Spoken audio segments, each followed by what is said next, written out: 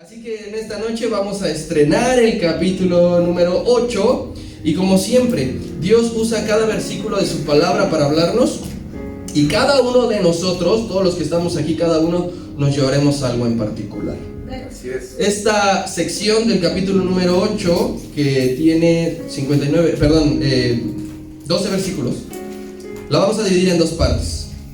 Entonces, hoy veremos la primera parte y el viernes veremos la segunda parte. Entonces, retomamos Diario de un Discípulo. Vamos en el día número 42, que lleva por tema Empieza de nuevo.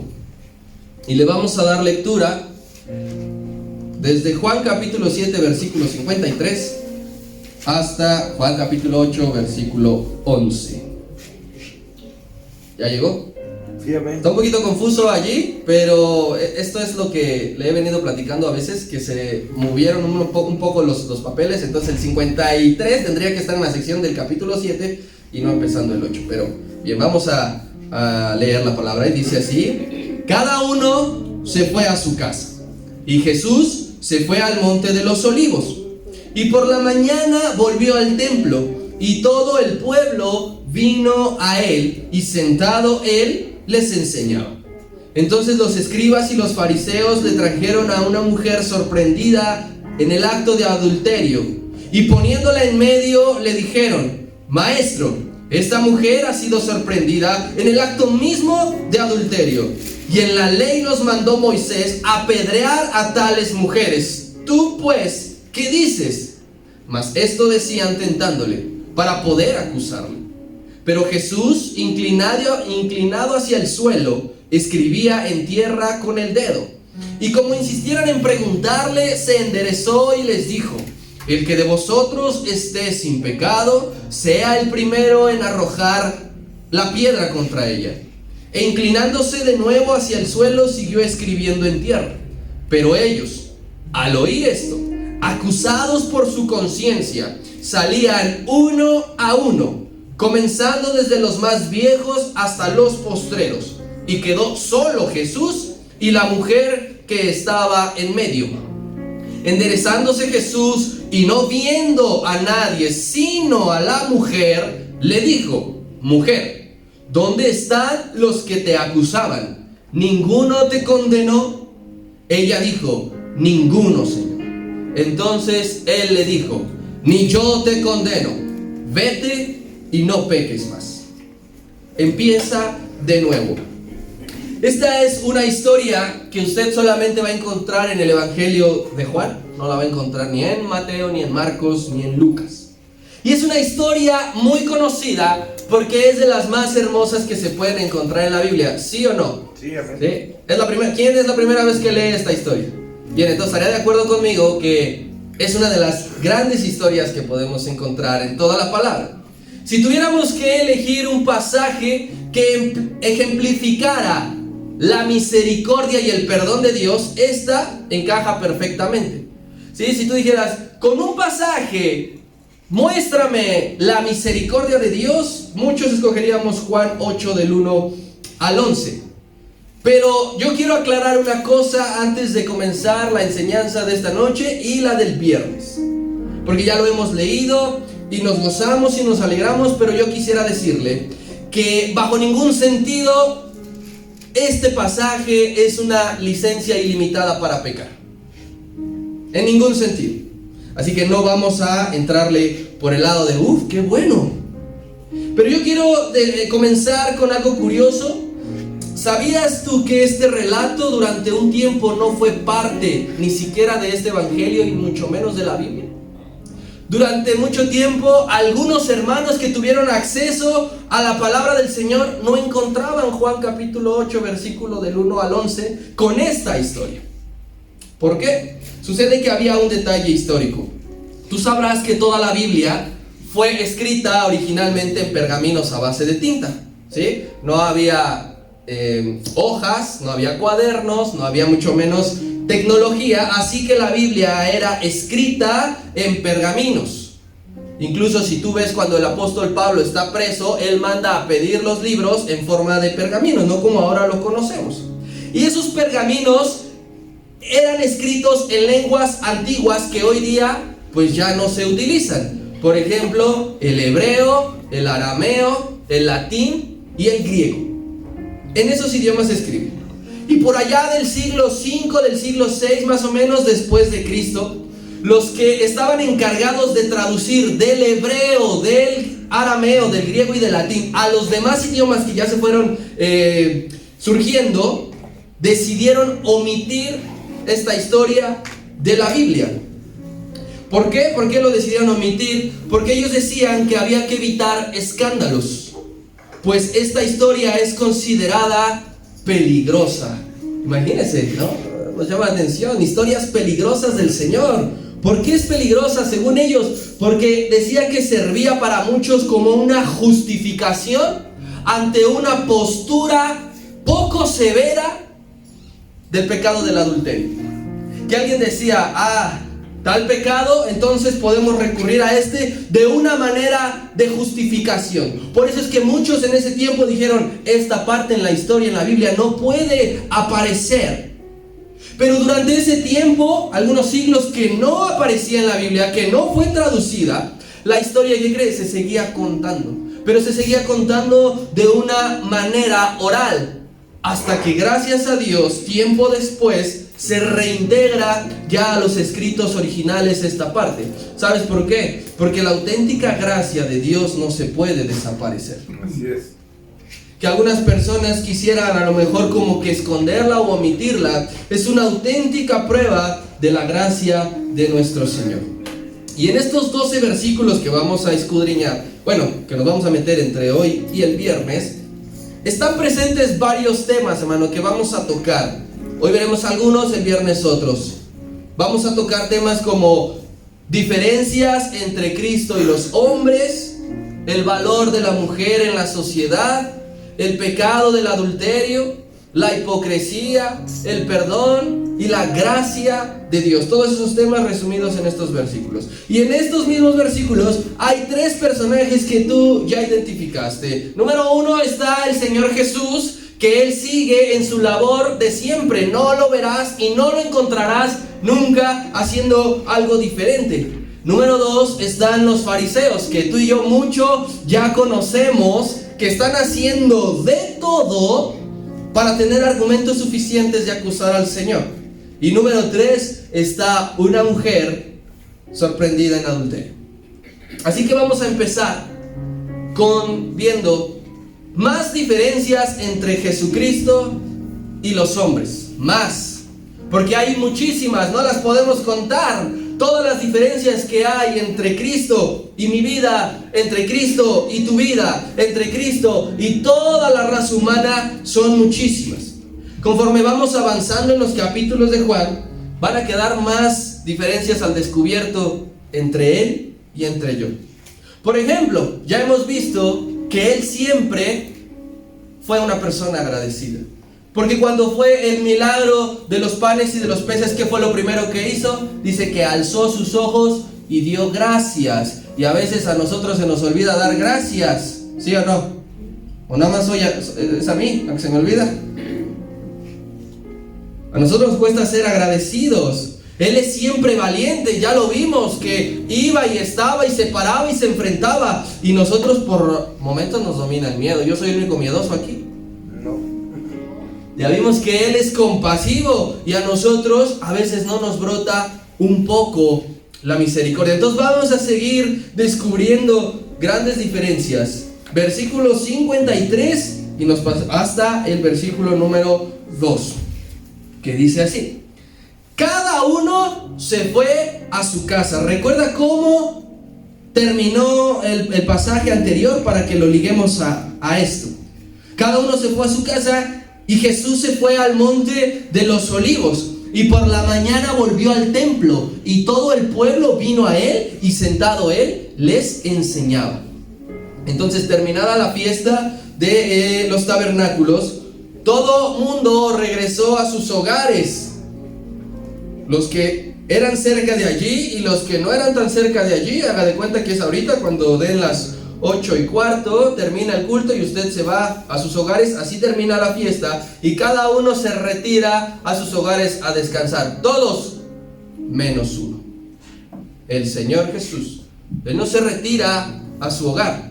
Él no se retira como los demás. Él decide ir a otro lugar, al Monte de los Olivos. Y no es que haya decidido ir al Monte de los Olivos porque sea una persona ermitaña. Si tú has tenido la oportunidad de viajar a provincia, conocerás que hay personas que disfrutan de estar en la montaña, comen en la montaña, duermen en la montaña y prácticamente viven en la montaña. Bueno, el Señor no lo hace porque sea un ermitaño apartado social, sino yo puedo entender tres cosas del por qué se va al Monte de los Olivos. Número uno, porque Él va a resguardarse de sus detractores. Recuerda que lo quieren matar, Él está en Jerusalén y lo quieren matar, y pues Él va y se esconde, por si lo queremos decir así, para que no lo espere nadie, para que no en un callejón oscuro lo vayan a agarrar. Así que Él dice, nos vamos al Monte de los Olivos. Esto a nosotros nos hace pensar que no tenía casa en Jerusalén. Muy probablemente Él no tenía casa en esa ciudad. Razón número 2 de por qué a lo mejor se fue al Monte de los Olivos: porque nadie fue hospitalario con Él. Nadie le dijo, oye, vente a mi casa, tengo un hueco para ti, ¿qué vas a hacer después de esto? Nadie lo fue a alcanzar y decir, por favor, acompáñame. ¿Recuerdas a Zaqueo? Cómo él sí hacía algo para llamar la atención y el Señor termina en su hogar. Bueno, ninguno de estos que lo habían escuchado en la fiesta le dijeron, ven a mi casa. Ni siquiera aún después de haberle escuchado todo el mensaje de las Escrituras durante una semana. Nadie lo invitó. Lo que esto nos hace reflexionar a nosotros, que a Dios, hermano, hay que pedirle que venga a nuestros hogares, que hay que pedirle al Señor que sea quien decida todo dentro de nuestras casas, puerta para adentro. No podemos nosotros, por ejemplo, ahorita escuchar su palabra. Tú que has venido desde temprana hora en la mañana, ya escuchaste la dominical en la oración, ya te gozaste en la alabanza. A mediodía fue exactamente lo mismo, ahorita lo mismo. No podemos escuchar su palabra y luego regresar a nuestros hogares, abrir la puerta, entrar y decirle al Señor, tú te quedas aquí, tú no pasas, y cerrarle la puerta. No podemos hacer eso. No podemos esperar, hermano, que Él nos sane, que Él nos hable, que Él nos perdone, pero dejarlo fuera de nuestros hogares y tú no pasas. A veces hacemos así.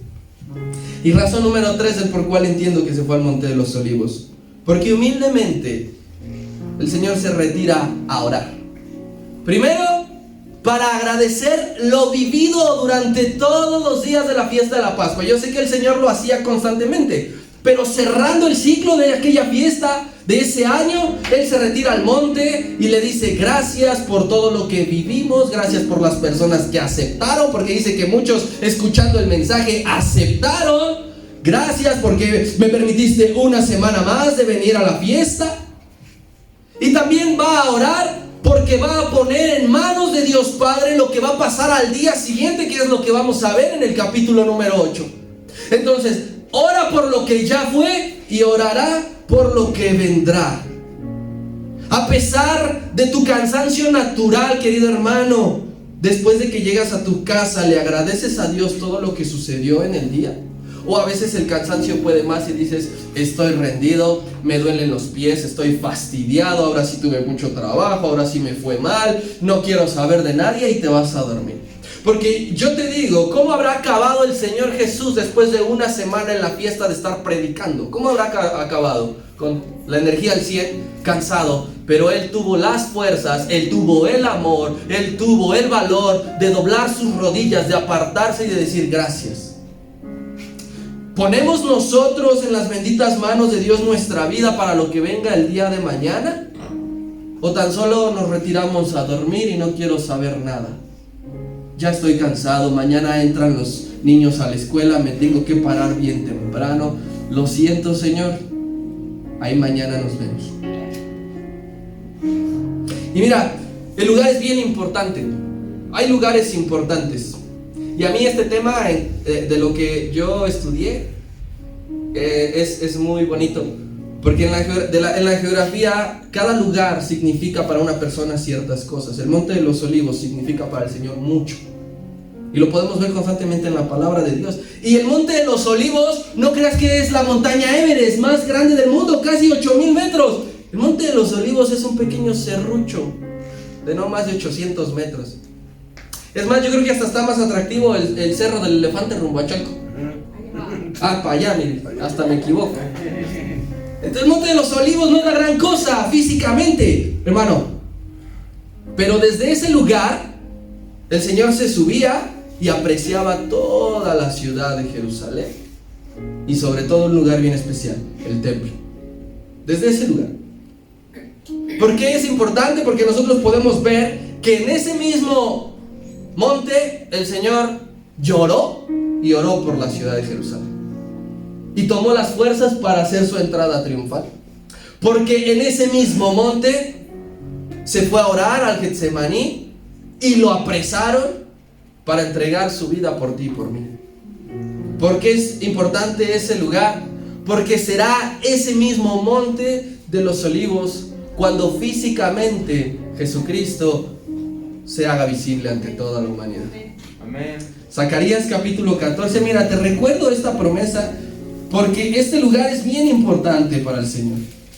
Si para ti dices, mira, aquel parque es muy bonito y significa mucho para mí, a mí mi cuarto, a mí tal plaza, a mí tal playa, no sé, para el Señor el Monte de los Olivos era importante. Zacarías capítulo 14, versículo 3 y 4. Si ya llegaste, dime fuerte amén. Amén. Solamente una llegó. A ver otra vez. Zacarías es un libro antes de que concluya el Antiguo Testamento. ¿Quién ya llegó a Zacarías 14? Amén. Amén, ahora sí. Y dice 3 y 4. Después saldrá Jehová y peleará con aquellas naciones como peleó en el día de la batalla. Y se afirmarán sus pies en aquel día. ¿Sobre dónde? Sobre el Monte de los Olivos que está enfrente de Jerusalén al oriente. Y el Monte de los Olivos se partirá por el medio hacia el oriente y hacia el occidente, haciendo un valle muy grande, y la mitad del monte se apartará hacia el norte y la otra mitad hacia el sur. Esto ocurrirá físicamente y literalmente cuando Cristo venga por segunda vez. Así que reforzado el Señor Jesús, ya había orado en la noche. Yo no te digo que quizá no durmió algunas horas, algún momento, pero Él siempre te enseña la palabra que muy de mañana también se levantaba ¿a qué? A orar. Entonces seguramente oró hasta tarde, durmió un poco, se levantó a orar porque seguía lo siguiente. Comenzado el día, cuando ya el alba estaba en su esplendor, no tomó vacaciones. Él no dijo, vengo de una semana bien pesada, hubo mucho trabajo, necesito un tiempo para mí para encontrarme conmigo mismo. Sino que dice la palabra que por la mañana ya había regresado al templo. Ya estaba dando clase. No es que estaba chismeando. Ya estaba compartiendo la palabra. No es que dijo, bueno, me voy a ir temprano para alcanzar un tamal porque luego ya no hay. Ya estaba predicando en el templo. Y esto a nosotros nos enseña algo poderoso. La amenaza de muerte no había terminado y no va a terminar de aquí hasta que literalmente entregue su vida. Pero, querido hermano, ni el peligro de muerte le detuvo en su misión de enseñar la palabra del Señor. El Espíritu no le dijo cuando estaba orando, ya no regreses, o ten mucho cuidado cuando vayas, porque, híjole, yo creo que la siguiente ya no la libras. Sino le dijo, la amenaza está, y aún así él tomó el riesgo de ir a seguir predicando. Por eso es que cuando lo fueron a apresar en Getsemaní, él tenía todos los argumentos para decirle, todos los días estaba con ustedes en el templo y no me apresaban. Porque literal, todos los días estaba en el templo. Qué tremenda fidelidad del Señor. Cuando tú veas algo así, siempre agradécele al Señor. Porque es su fidelidad la que hacía que volviera a enseñarle a la gente. Es su fidelidad, porque quizás seguía cansado. A veces cuando tenemos una semana pesada, piensa en Pascua, piensa en aniversario, ¿Cómo amanecemos el lunes? El culto, el servicio donde menos gente llega es el primer miércoles después de un aniversario. Pensemos que es un día así, hermano. Pero ni la ingratitud, ni el cansancio, ni la ingratitud de la gente, ni el cansancio físico del Señor hizo que mermara el deseo de Jesús de comunicarle al pueblo el mensaje de Dios. Él no dijo, espérame 5 minutos, ahorita voy. Es que está haciendo frío. Es que ¿cómo otra vez irles a predicar? Pues no, ya les hablé. ¿Y ahora de qué les voy a enseñar? ¿Y ahora de qué les hablo? Sino que cuando amaneció, él ya estaba sentado enseñándole. Aún el pueblo era infiel, él se mantenía día a día fiel. Día a día, aún muchos lo querían matar, aún muchos no lo escuchaban, aún muchos murmuraban, aún muchos se ofendían, aún muchos volvieron atrás. Él al día siguiente fielmente estaba enseñando las Escrituras. Aún nosotros, tú y yo, somos infieles con suma facilidad a nuestro Dios. ¿Qué crees? Él se mantiene fiel. Que cuando tú le buscas al día siguiente, ¿qué crees? Lo vas a encontrar. Y cuando tú abres las Escrituras, ¿sabes qué? Él te va a hablar. Porque lo que Él quiere y lo que Él desea es que el pueblo escuche. Porque el pueblo pronto estaba a punto de presenciar algo que es necesario conocer las Escrituras, que es necesario saber lo que Dios dice. Vivas lo que vivas, hermano, es necesario que tú sepas, que tú conozcas lo que dicen las Escrituras. Pero si dices, no, yo no me voy a presentar al templo, te aseguro que hubo mucha gente que se quedó en sus hogares y no regresó. Dijo, ya estuvimos una semana, ¿para qué volvemos? Pero el Señor dijo, hay 3 fieles, voy a enseñarles. Nosotros decimos con suma facilidad, yo ya fui al culto entre semana, ahora voy a ver por mí el fin de semana. Voy a ir aquí, voy a ir allá. Y el Señor lo hace por responsabilidad, sí, porque Él es un Dios responsable de ti y de mí. Y lo hace por responsabilidad, pero ¿sabes también por qué lo hace? ¿Y qué fue lo primero que le motivó? Pasión. Pasión. Si tú dices, ya fui ayer, ¿para qué voy hoy? No estás apasionado. Si alguna vez has estado enamorado, pregúntame. Si dices, y ya la vi ayer, ya no la quiero ver hoy. Mira, y esto no es nada más en este pasaje. Ve a Lucas. Lucas también nos lo escribe de una manera que a nosotros nos debería dejar una gran enseñanza. Lucas 21, versículo 37.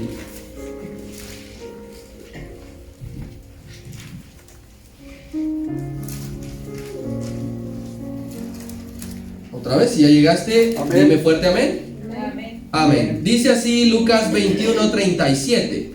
Y enseñaba de día en el templo y de noche saliendo se estaba en el monte que se llama de los Olivos, y todo el pueblo venía a él por la mañana para oírle al templo. Esto a nosotros nos dice que lo hizo una vez, lo hizo 2, lo hacía siempre. Todas las mañanas en el templo enseñando, y en las noches se retiraba a orar. Eso lo hacía constantemente cuando estaba en Jerusalén, porque había veces que estaba en Galilea. Y yo quisiera decirte con esto, que nada detenga tu comunión con Dios, querido hermano. Nada. Ni lo ajetreado de la semana, ni lo retrasado del transporte, ni tus otras responsabilidades, ni tus otras actividades. Nada debe detener tu comunión con Dios. Siempre se debe de decir de nosotros, tuvo muchas cosas que hacer, pero allí estaba a la mañana. Aquella hizo un montonal de cosas, terminó bien cansada, pero allí estaba en la mañana. Otra notable diferencia, hermano, en este pasaje entre nosotros y Cristo es el hecho de cómo Él emplea la autoridad. no el autoritarismo que nosotros lo conocemos muy bien por parte de los policías, por parte de los gobiernos. No, la autoridad. Nosotros la ocupamos diferente y Cristo la ocupa de una manera única y especial. Los escribas y los fariseos, viendo este pasaje y conociéndolos de toda la Biblia, ellos resolvían todo siempre con una decisión, y esa decisión siempre era condenatoria. Siempre estaban señalando, siempre estaban juzgando, y en este caso querían la muerte de alguien. Los fariseos, los escribas, abusaban de su función. Los escribas, que eran los que escribían las escrituras, los fariseos, que enseñaban las escrituras, abusaban de su función. Algún autor les nombra de una manera que a mí me gusta mucho y les dice los perros guardianes, porque ellos siempre estaban viendo en lo que la gente se equivocaba, en lo que la gente hacía mal o quebrantaba la ley, y entonces ellos aparecían y de una manera condenatoria les daban el castigo que decía la ley. Para los escribas, los fariseos, todos estos doctores, no había en ellos ninguna posibilidad de compasión. No la conocían, no la existía, no les pasaba por su cabeza decir, bueno, órale pues, pero no lo vuelvas a hacer. Ya te dije que tengas cuidado con esto. Mucho menos había una posibilidad, y eso es una enseñanza para nosotros de cómo actuar cuando enfrentemos casos similares. No hacían ni siquiera el intento de comprender qué lo llevó a pecar y por qué lo hizo. Ellos no hacían esto. No hacían ningún esfuerzo por guiar a la restauración al pecador. Ninguno. Siempre su decisión era: hay que matarlo, hay que hacerle esto, hay que hacerle la... No había otra solución para ellos. En cambio, Dios usa su autoridad con la forma eficiente de que el pecador terminará arrepentido. Yo veo puros aquí que hemos experimentado la forma eficiente de nuestro Dios, que nos ha llevado al arrepentimiento. Él nos dijo: apedréenlos, sea lo que sea que hayamos hecho. Porque la intención de Dios es siempre que el pecador vuelva de su mal camino. Él lo que hace, querido hermano, es que de una u otra manera hace que el pecador regrese. Con alguna situación en particular, a esta mujer, para que regresara de su camino, le tuvo que suceder esto. Para que tú regresaras del camino del pecado, te tuvo que suceder lo que te sucedió. Y así cada uno de nosotros, porque Dios identifica que hay un corazón necesitado de perdón. Y cuando lo identifica, dice: este necesita el perdón, tiene que cruzar por esto. Pero no para que mueras, sino para que te arrepientas. Porque el Señor es especialista en identificar vidas que necesitan rehabilitarse. Y dice: lo siento, va a pasar esto, pero es con el fin de que vuelva, de que esté, de que vivas en paz con el Señor, de que vivas en paz. Mientras los fariseos, querido hermano, porque mira aquí esta diferencia resumida, los fariseos ven al pecado como un castigo a cumplir.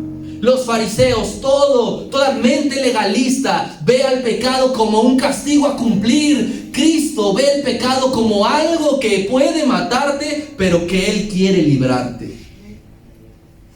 El pecado es una enfermedad y el Señor quiere librarte de esa enfermedad. El fariseo no, el fariseo quiere que cumplas el pecado y quiere verte muerto. ¿Qué más? El valor de la mujer para Cristo, versículo número 3. No vamos a entrar de lleno a la situación hoy, eso será hasta el próximo viernes, pero mira el versículo número 3. ¿Qué sucedió? Entonces estos escribas y estos fariseos le trajeron a una mujer sorprendida en adulterio y la pusieron en medio. Muchos han atacado a la fe cristiana como machista, no sé si has escuchado eso. Pero aquellos que catalogan al cristianismo e incluso la vida del Señor como alguien machista, no logran ver y no reconocen este tipo de gestos. O se hacen los que no. Porque este tipo de gestos están llenos de respeto para una mujer. Porque esos actos, esos gestos son dignos de que nosotros los hombres los aprendamos y los imitemos. Si tú dices, ¿cómo era el Señor como hombre? Así era el Señor como hombre. Porque si la sociedad busca ser más justa, porque si tú deseas tener mejores relaciones, hay que aprender de esto.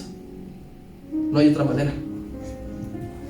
Y él no era la primera vez que lo hacía, incluso en este libro de Juan. Ya lo había mostrado anteriormente, pero esa vez lo mostró en privado con la mujer samaritana. ¿Y tú recuerdas que era una mujer de dudosa reputación? 5 maridos has tenido y con el que ahorita estás no es tu marido. Pero él no se basó en eso. Jamás la condenó. Todo lo contrario, le predicó. Y la mujer le fue útil en su pueblo. Y en esta ocasión no es en privado, en esta ocasión es en público. Pero no cambia la cosa, porque le sigue dando el mismo valor al género femenino. En medio de una sociedad y en medio de una cultura que tienen un nulo respeto por la mujer. Ahora que fue el mundial de estos países árabes de Medio Oriente, tú puedes ver cómo es la cuestión con las mujeres. Tienen prácticamente todo prohibido.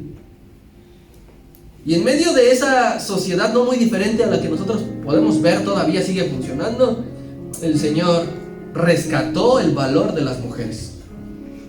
La prueba de esto, hermano, de cómo se trataba antes a las mujeres, de cómo se trata, es la manera en que los fariseos traen a la mujer. ¿Tú crees que le dijeron, buenas tardes, te voy a llevar con el Señor, por favor vístete, te espero acá afuera? Trata de imaginar cómo fue completamente expuesta. Y el trato que ellos le dieron fue un trato como un objeto, como una cosa.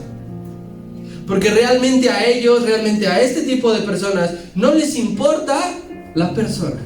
No les importa. Yo te aseguro que ni el nombre de la mujer sabían. Ni de dónde era, ni cuántos años tenía, ni quién era su marido. O si no, ella no era la casada, sino el otro, no sé. Pero no sabían nada de ello. Lo que ellos querían era utilizarla. Tampoco creo que los fariseos llegaran e hicieran aquello porque tenían el celo de Dios. El celo de Dios me consume. ¿Cómo puedes estar haciendo tú esto? Únicamente fue un arma en contra del maestro. Te necesitamos. Y la arrastraron y la pusieron en medio. Para el mundo, las personas no importan. Para el mundo, tú y yo solamente formamos una estadística. Si no ve los gobiernos, ¿tú crees que le importa cuando muere la gente? Ya sea de una u otra manera. ¿Sabes por qué? Porque no son personas para ellos. Es algo insignificante. En un trabajo somos un número simplemente. Y el día que le dejes de servir a la empresa, al jefe, con una mano en la cintura te van a decir, cuando ya no eres útil. Pero Dios nuestro Señor no emplea su autoridad de esa manera y nos da un valor que nadie nos dio un valor. Él dice que se tomó el tiempo para ponerte un nombre. Él dice que conoce todo de ti. Él dice que sabe lo que piensas. Él dice que sabe lo que sientes. Y Él dice que sabe lo que dirás. Ni siquiera ha salido la palabra de tu boca. Él no te utiliza como un objeto. Para Él no eres nada más. Isaías capítulo 43. Ya sabes, cuando llegues me gritas fuerte, amén, porque estoy medio solo. Amén.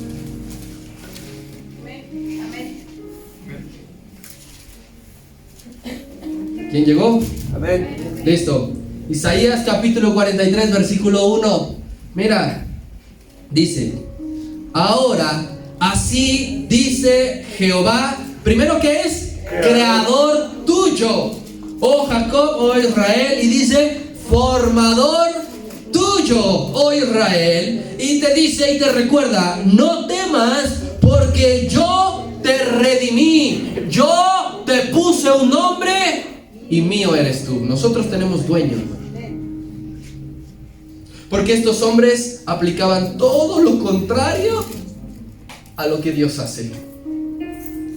Y yo quiero que notemos un detalle más. Debemos de saber, bien es sabido, que nada hace Dios por casualidad, ¿verdad? Nada hace Dios por casualidad. Nada de lo que ocurre en tu vida es por suerte. Uy, qué suerte me pasó esto. Uy, qué suerte aquello. Dios siempre tiene un plan para cada día y para cada lugar en donde tú estés. ¿Quién me dice así rápidamente dónde va a estar mañana por la mañana? En su casa. Dios ya tiene un plan para usted en su casa. ¿Quién más? ¿Otro lugar? Archivos. En los archivos. Allí Dios ya tiene un plan para usted.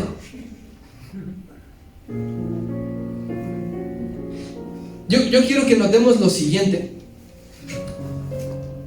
Donde dice aquí la palabra que se fue al templo a orar, no es el templo de Salomón, que vemos que es bañado en oro y todo, porque ese fue destruido por los babilonios. Es el templo de Herodes. Y ese templo también era muy grande y constaba de varias partes, de varias zonas. Si cuando en algún momento lo volvemos a estudiar, veremos que había un patio para gentiles, por ejemplo. Había un patio para israelitas o judíos, había un patio para sacerdotes. Entonces el patio tenía ciertas zonas y estas zonas debían respetarse, no se podían violar. El gentil no podía decir, bueno, ahorita vengo, voy a ver qué tal está el patio de los judíos. No podía. Entonces ya vimos que el versículo 2 dice que el maestro estaba en el templo, pero mira exactamente en dónde estaba. Versículo 20, nos vamos a adelantar, 8:20, no es la hora. 8:20 dice, terminó. Esto lo veremos en unas semanas. Dice, estas palabras habló Jesús. ¿En dónde estaba? En el lugar de las ofrendas. El Señor Jesús estaba enseñando exactamente en el lugar de las ofrendas. Si mis hermanos se van preparando. Y yo quiero decirte que cerca de este lugar de las ofrendas, ¿sabes qué se encontraba? El patio de las mujeres, porque había un lugar específicamente para mujeres. Entonces, de donde el Señor estaba, cuando Él bajó del monte y dijo, voy a ir al templo a orar, Él se puso, no por casualidad, no por suerte, no porque dijo, aquí está la sombrita. Él se puso en el lugar de las ofrendas, cerca del patio de las mujeres, porque sabía lo que iba a ocurrir. Porque sabía, querido hermano, que aquel acto no sería una mera coincidencia, porque Dios orquestó todo para que allí, justo allí, sucediera aquella escena. ¿Por qué no en el patio de los gentiles? ¿Por qué no a las puertas del templo? ¿Por qué no en otro lugar? ¿Por qué en el lugar de las ofrendas cerca del patio de las mujeres? Porque el Señor sabía que muchos de los presentes vivirían y escucharían y recibirían una gran lección que perduraría para siempre. Tan es así que tú y yo pasamos ya 20 siglos y esto lo seguimos aprendiendo. Y esto sigue tocando nuestro corazón y nuestra vida. Todo lo que ocurre en nuestra vida, hermano, es porque Dios ya tiene un plan trazado. Todo. Mañana, el martes, el miércoles, cuando los niños regresan a la escuela, Él ya sabe todo. Por eso, querido hermano, es bien importante que así como el Señor entregaba sus actividades al Padre, nosotros pidamos que en cada lugar donde estemos, Dios nos use. Es bien importante. Tú ya sabes que mañana vas a estar en los archivos, vas a estar en la casa, vas a estar en cualquier otro lado. Es bien importante. Dios, úsame. Señor, aquí está mi vida. Es bien importante que le oremos, que cada experiencia que atravesemos podamos entender qué es lo que Él quiere enseñarnos para poder agradarle. No para que digamos, oye, yo la neta ya tengo un buen de experiencia en esto y esto. Lo que Dios ya tiene trazado es porque quiere que lo aprendas para que le agrades. Todo lo que ocurra en tu vida, Cristo Jesús estuvo en el día, estuvo en el lugar y estuvo en el momento correcto para lo que vamos a ver el próximo viernes. Yo espero que vengas, que te quedes un poco picado. Yo te diría que dejes allí tu Biblia.